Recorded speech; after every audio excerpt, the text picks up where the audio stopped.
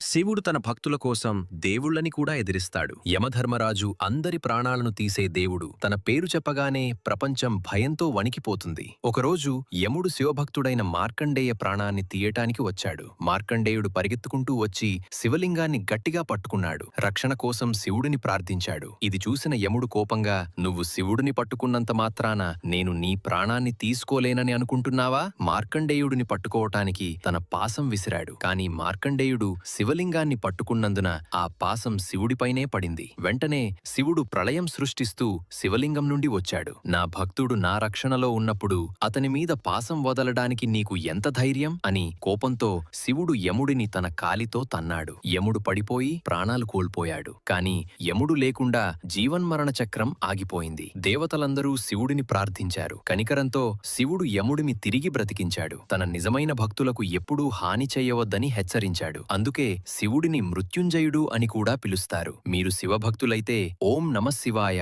అని కామెంట్ చేయండి.